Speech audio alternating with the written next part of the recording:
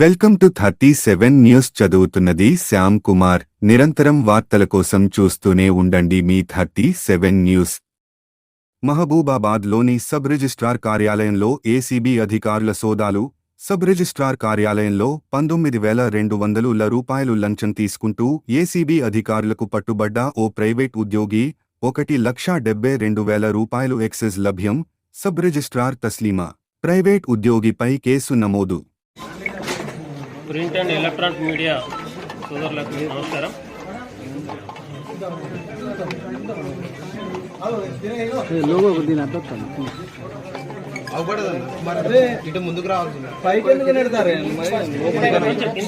ఎవరే చెప్పండి sir. Print and electronic media సోదరులకు నమస్కారం. దాట్ల గ్రామానికి చెందిన గుండగాని హరీష్ అనే వ్యక్తి ఎకరా 28 గుంటలు దంతాలపల్లి గ్రామంలో కొనుగోలు చేసి రిజిస్ట్రేషన్ కొరకు మయాబాద్ ఆఫీస్కి, ఎస్ఆర్ఓ ఆఫీస్కి మార్చి మొదటి వారంలో రాగా ఇక్కడ పరిస్థితి ఆయనకు అర్థమైంది ఏంటి అని అంటే, గవర్నమెంట్ ల్యాండ్కి స్క్వేర్ యార్డ్కి 108 రూపాయలు అట్లా ఉంది.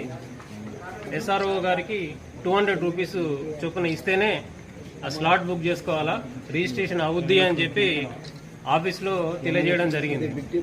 సో అతనికి ఇవ్వడం ఇష్టం లేక వరంగల్లో ఉన్న మా ఆఫీస్కి వచ్చి కంప్లైంట్ చేశాడు.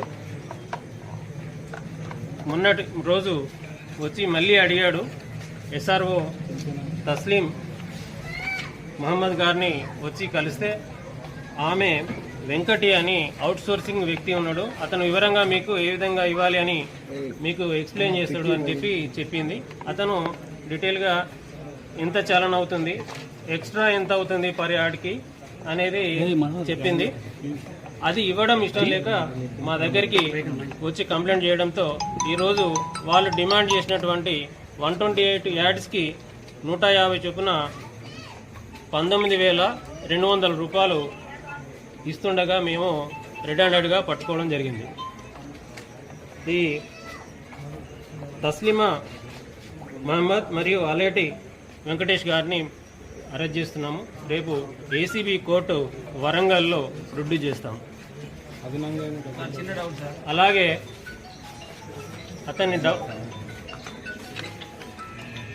హరీష్ గారు ఇచ్చిన డబ్బులు అవుట్సోర్సింగ్ పర్సన్ అయినటువంటి వెంకటేష్ గారి దగ్గర దొరికినాయి. ఆ అమౌంట్తో పాటు దాదాపు 1,72,000 రూపాయలు, ఒక 20 వ్యాట్స్ కూడా దొరికినాయి. అవి కూడా అన్అకౌంటెడ్ మనీ. ఈరోజు కలెక్షన్ అన్నమాట. అది అన్అకౌంటెడ్ అమౌంట్ దొరికింది. దాని ఎక్స్ప్లెనేషన్ ఏమి ఇస్తారో ఇంకా రాసుకోలేదు, మేము నోట్ చేసుకుంటాం ఇప్పుడు.